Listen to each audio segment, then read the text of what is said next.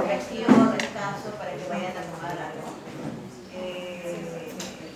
Las próximas semanas tenemos también el post-test, ¿no es cierto? Que también va a ser escrito, pero ese sí sobre 20, ¿no? Va a ser la misma dinámica, ¿verdad? O sea, 5 preguntas. Va a ser la misma dinámica. 5 preguntas cada una. Claro, 5 preguntas cada una. Para escribir. Sí. A eso es lo que estoy mirando. Estoy buscando una lectura así amigable. No que le gusta la clase. Sí, la clase. Claro, de un solo tema, ¿no? Lectura. Por favor, pónganse de acuerdo. Aquí sí hay delegados. Por otro lado, se habían retirado los delegados, todavía sin delegados. Aquí sí están todos. Entonces, pónganse de acuerdo. Votación. Pero tengo que saberlo antes de que llegue el fin de semana, porque el fin de semana yo digo, ya, no me han hecho nada, entonces yo decido. Y si no votan, me dicen, pero no han votado, usted dirá. Así literal. Porque si no se acuerdan, es algo, yo les tomo de lo que ustedes quieren elegir. Entonces, si ustedes no se preocupan que quieren estudiar para poder aprobar, entonces, ¿qué hago? Manifestar sus notas, no puedo. Tiene que haber pruebas. ¿Es cierto? Tiene que haber pruebas. Le hacen la encuesta, por favor, querida delegada. Y si no te responden, no me han respondido, así que ya fue. ¿Qué día? Hoy día, si ustedes deciden clase, esta es la clase que va a entrar. Si ustedes deciden lectura, tengo que buscar una lectura.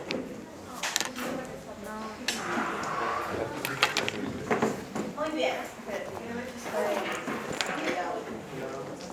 Hoy día vamos a hacer este tema que se llama trastornos del desarrollo, principalmente del desarrollo embrionario, ¿cierto? No vamos a hablar de capas terminales, mejor dicho, capas, la gástrula, el ectodermo, que no es original, eso no. Porque si no se llamaría genética y morfofisiología, ¿no? Entonces ahí sí ustedes verían cambiar. Ya lo vería yo con Ouija, ¿no? Para todos una cosita así. Porque eso es un poco más avanzado y no es necesario que ustedes tengan tanto nivel para ir al mercado privado. Ya cuando ustedes hagan su maestría, ahí sí le van a ver su morfo y cosas genéticas, pero para todos lados. Listo, entonces vamos a ver los genes del desarrollo principalmente.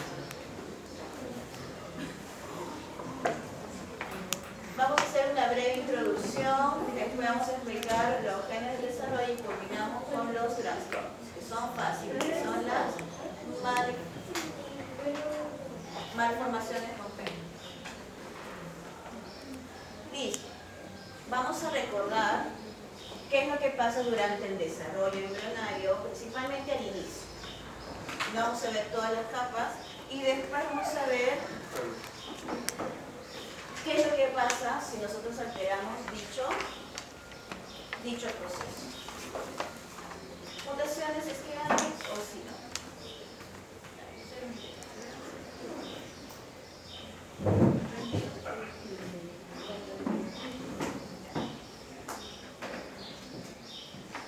Uno de los peores desastres provocados por un medicamento se produjo entre los años 50 y 60 en más de 49 países, provocando el nacimiento de alrededor de 24.000 niños con graves malformaciones congénitas. Esta es la historia de la Tierra. Research complete.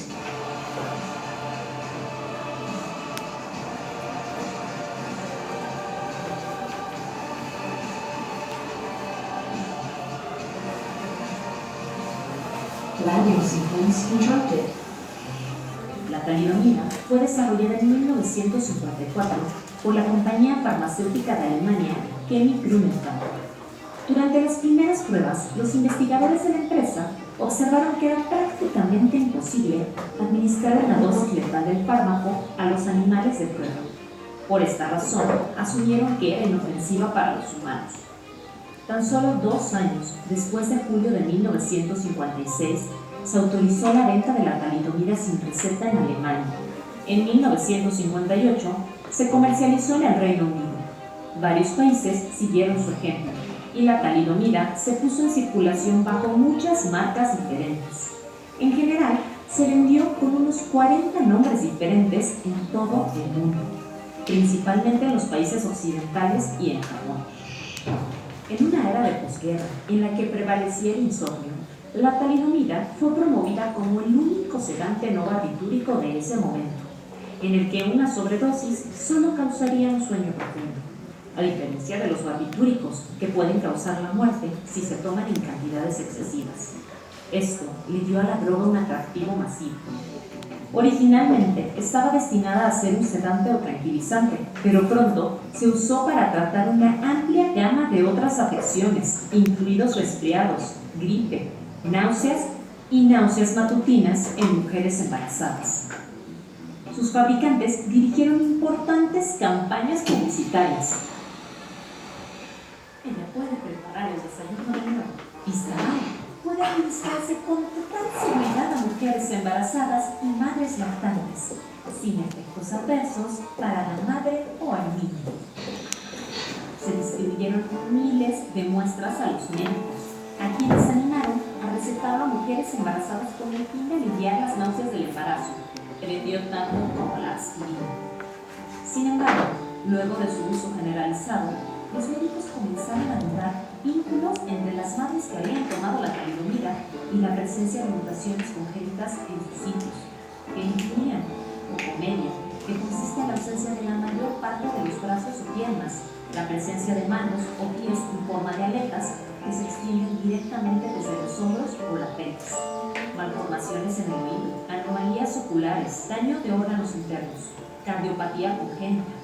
Además, hubo un aumento en el número de abortos espontáneos notificados por mujeres durante el mismo periodo de tiempo.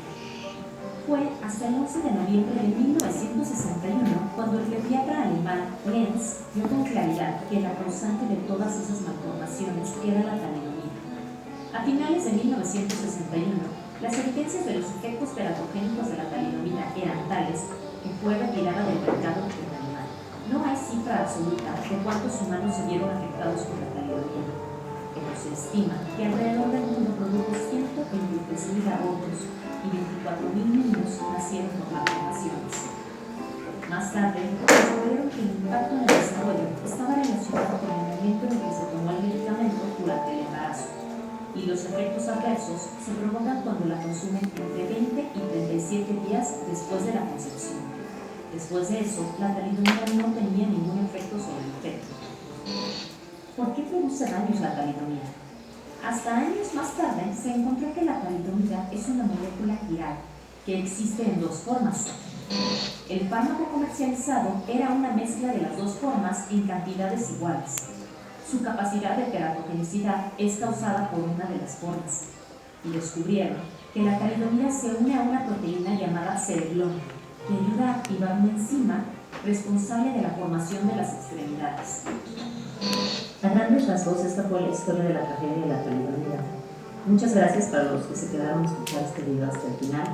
Me gustaría saber, ¿conocen alguna historia similar que haya ocurrido? ¿O creen que algo así se pueda repetir o se esté repitiendo? Déjenme su opinión en los comentarios. Ya está. ¿De qué hablaba el video? De la talidomida. ¿Qué era la talidomida? Un medicamento. ¿Cuál es su efecto? Hace mutaciones, pero eso ya se derivó después. Desde un inicio, ¿qué es lo que ocurrió con ese fármaco? Era para las personas. Entonces tenía una prescripción para varones y para mujeres, ¿cierto? Los varones y las mujeres, en primer lugar, dijeron que era para el insomnio, ¿cierto? Se la prescribieron aquí, insomnio. Es con esto.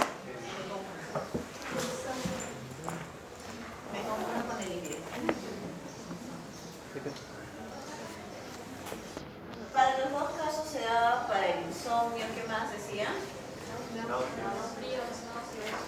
Náuseas, ¿no es cierto?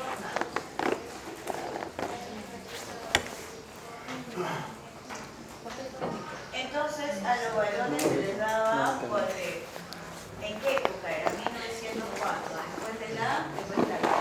Entonces todos los varones no podían dormir, ¿por qué? Porque no podían pasar el curso mademorfo, no, por algo, ¿no? Es porque habían pasado por la Primera y la Segunda Guerra. Entonces, ¿qué tenía? Síndrome de estrés postraumático, no sé las siglas en español, PTSD en inglés.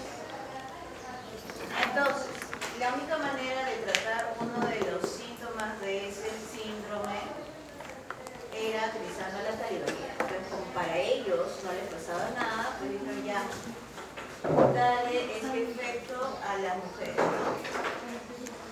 Sin embargo, en el varón teníamos un efecto inocuo, ¿cierto? Pero para las mujeres, ¿qué comenzó a generar? Que aquellas que estaban, podíamos tener náuseas por cualquier cosa, porque le cayó mal, entonces como esto, y sobre todo aquellas que estaban embarazadas, ¿no es cierto? Mujeres embarazadas. ¿Qué pasaba con estas mujeres que estaban embarazadas? Sus niños nacían con ese tipo de malformación congénita. ¿Cómo se llama esta malformación congénita? Ausencia de brazos o reducción de los miembros. ¿Qué nombre lleva eso? Lo dijo en el video. ¿Cuál será el nombre?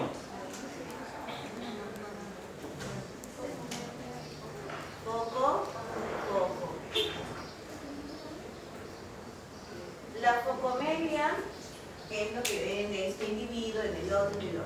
Ausencia, deformación, reducción de miembros superiores o inferiores. También puede ser a la misma vez. ¿De qué depende que hay una persona como focomelia? Por lo tanto, yo tengo un efecto teratogénico, ¿cierto? Pero ¿de qué dependía que hubiera un efecto teratogénico? Lo dijo también el video. ¿De qué dependía?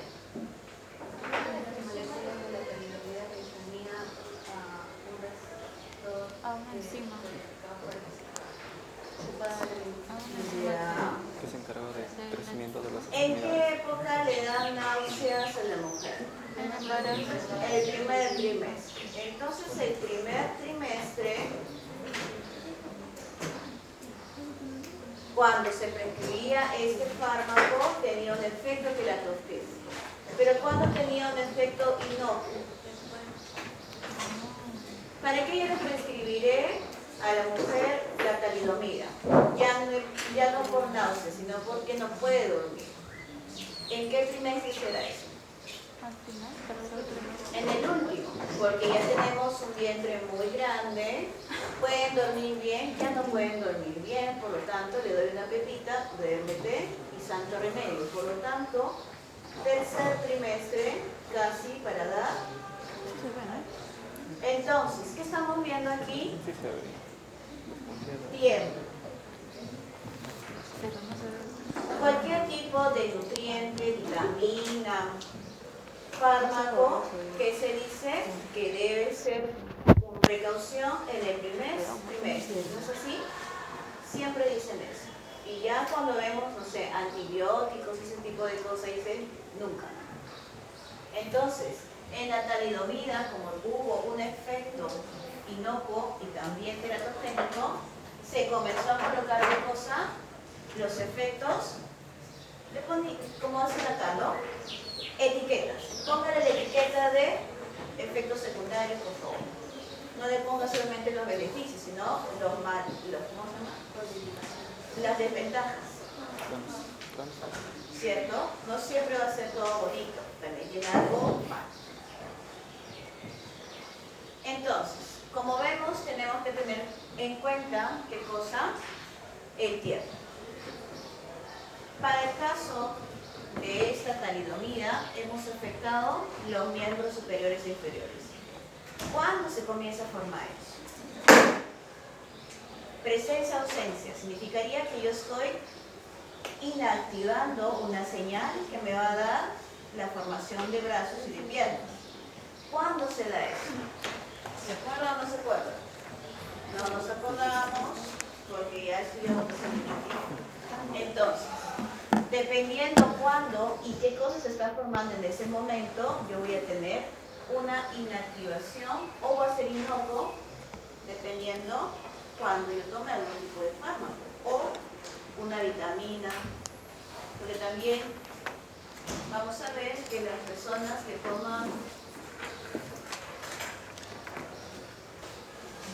retinoides, retinol o retinoides orales, también pueden afectar su embarazo.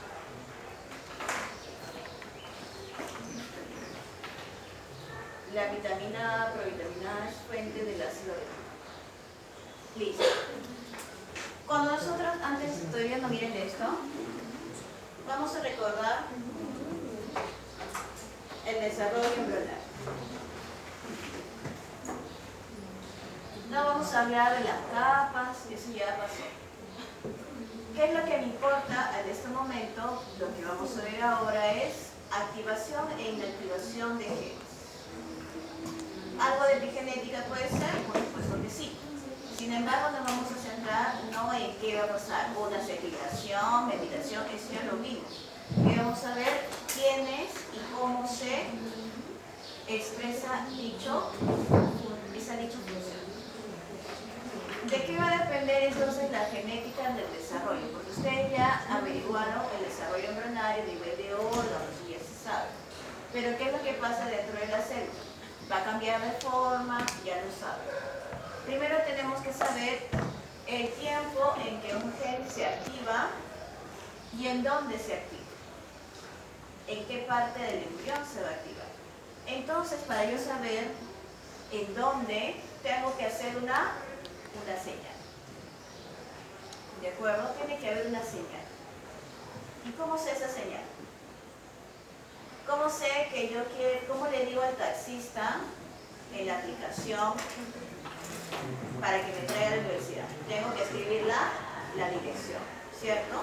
De esa manera, yo tengo que saber la dirección, hacia dónde va a ir esa célula, hacia dónde se va a diferenciar. Entonces, para yo saber el desarrollo embrionario tengo que saber qué es lo que va a hacer. Por ejemplo, en este salón, ¿qué número es? 100 algo, 200 algo. ¿Hay clase de genética al costado? ¿Habrá la misma clase? No. Entonces el salón, el número del salón me está diciendo que hay otro curso.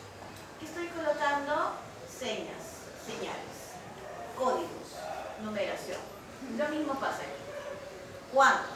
Entonces, probablemente en este salón va a haber otra clase, pero en otro lado. ¿Cierto? Entonces, voy a tener esa distinción para yo poder tener un brazo, tener una pierna. Tenemos que encontrar entonces en las células del hombre cómo se da la primera señal. Y la primera señal se da durante la fecundación. Yo voy a tener, si ustedes se acuerdan o si les habrán dicho, no sé, voy a nombrar las diapositivas de crecimiento y desarrollo. Yo tengo mi ovocito y voy a tener mi espermatozoide. ¿Qué se determina en el momento de la entrada del espermatozoide al ovocito? ¿Entro ya? No. Aquí va a haber un punto, ¿no es cierto? Va a haber una entrada. Por aquí va a entrar y se va a formar un 2N, ¿cierto? N más N, 2N. Listo. El punto de entrada del espermatozoide va a determinar el eje. ¿Qué eje necesito que se determine en primer lugar? ¿Qué eje se tiene que determinar al inicio del desarrollo embrionario? ¿Qué eje?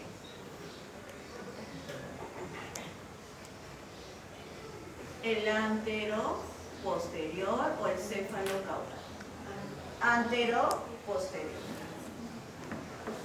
Entonces, si va a determinar el eje antero-posterior, me va a decir que el inicio es antero y el final, el otro lado es el posterior. Eso es lo que me indica, pero ¿cómo permanece? Permanece porque de esa zona se va a acumular los llamados morfógenos.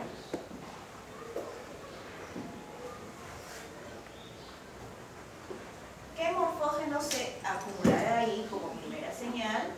Porque después se va a convertir hasta una gástrula, porque en la gástrula yo voy a tener ya 3 capas, ¿no? ¿Cómo voy a decir que aquí comienza la cabeza y vas a envolver tu tubo neural, ¿cierto? ¿Qué es lo que va a pasar? Voy a tener mi primer morfógeno, que es el soniquesco. Entonces ya pasó el tiempo, hubo divisiones y yo tengo mi gástrula con su... ¿Cómo corre esta cosa acá? Una cosita. Entonces lo voy a colocar del mismo color, ya creció y se permaneció esa señal. Si yo voy a tener ahí la entrada del espermatozoide, ¿cómo voy a decir que ahí tiene que haber cabeza y solamente cabeza? Porque voy a utilizar la soniquesco. Entonces voy a tener aquí un montón de soniquesco. Entonces estoy aquí es soniquesco.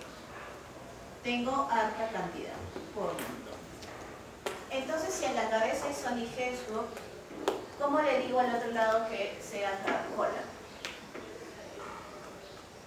¿Cómo le digo al otro que sea cola?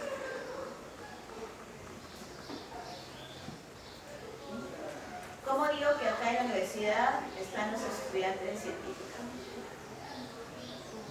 Porque están aquí, no están en la patanería, ¿no? Ustedes están aquí. Por la presencia de ustedes es que se sabe que está la universidad. Y si no están en el pantano de Villa, pues no es la universidad. Entonces, ¿qué es lo que está ahí en el inicio de el eje anteroposterior? ¿Qué es lo que está? ¿Solamente el punto? No, ¿qué es lo que está ahí? La soniquesco. Entonces, al otro lado, para decir que hay cola, ¿qué cosa tiene que haber? Nada. Entonces tiene que haber muy poquito o uno. Muy, pero muy poquito soniquesco. Muy, pero muy poquito.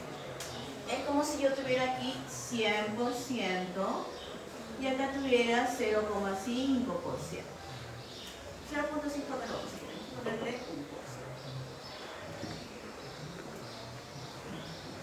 Entonces, así nomás, pero eso me dice que acá hay cabeza. ¿Cómo voy a decirle que haya cuello? ¿Cómo voy a decir que haya más las vértebras torácicas, las dorsales? ¿Cómo le voy a decir? Porque va a ir cambiando la cantidad. De 100 me voy a convertir en 90, 80, 70. ¿Qué significa esto? Que los morfógenos van a tener una gradiente.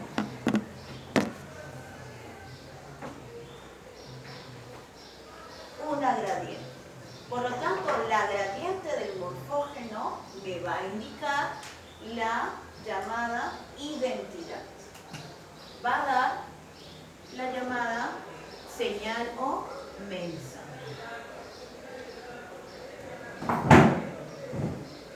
Si mi mensaje de soniquesco es como 100, me identifico como cabeza. Si mi mensaje de soniquesco me dice 1%, me identifico como la vértebra, la coccygia, la ultimita. ¿Cierto? Si tengo 70, me identificaré pues como la vértebra dorsal número 1. Así sucesivamente. Ese es el mensaje. Pero tengo que interpretar. ¿Quién lo va a interpretar? Los genes del desarrollo. ¿Por qué? Porque va a haber una cascada de señalización. Un receptor de membrana va a recibir la soniquesco en esas células que se localizan en la zona donde hay soniquesco. Entonces, ¿cómo yo le digo a mi vecino, que sea también de científica, porque le paso un mensaje? Matricúlate, te doy la beca. Ponle, ¿no? Listo. Entonces, ¿qué tipo de mensajes de comunicación celular tendré? ¿Cuántos hay para recorrer? ¿Cuál es el que es más común y que se acuerdan? Endocrino, ¿cierto? Endocrino, necesito el flujo sanguíneo. ¿Ahora es flujo sanguíneo ahí? No. ¿Cuáles son los otros que me faltan? Paracrino y autocrino. Entonces, autocrino y paracrino para todo. Hasta que yo tengo y llego a la vascularización. Que ahí ya me voy a convertir. ¿En qué semana va a ser? La vamos a ver. Cuando ya comienzo a tener corazón, las válvulas y los ventrículos, las aurículas y todo lo demás. Entonces, la gradiente del mensaje de morfógenos, es decir, la gradiente de Sony-Hersberg, en todas las células me va a decir, tú tienes una identidad transforma. Tú tienes menos, transfórmate. Pero es el único que yo voy a tener, hay más. Ustedes ya conocen otros como los factores de crecimiento. Después tienen ahí el factor de crecimiento, el TGF, después el beta, ¿no es cierto? Todos esos van a participar aquí en determinado momento. Pero siempre empiezan con la Sony-Hersberg. Vamos a tener otros más que lo voy a ir mencionando y va a haber uno muy especial que es el ácido retinoico. El ácido retinoico lo va a brindar la mamita, su componente. Por lo tanto, durante el embarazo, cuando hay implantación, hay un contenido endógeno de ácido retinoico que va a hacer posible la formación de los demás, la morfogénesis. ¿De acuerdo? Entonces, estos morfógenos son el mensaje, los genes de desarrollo van a ser los que van a dar una respuesta. ¿Cierto? Cuando hacíamos comunicación celular, yo tenía un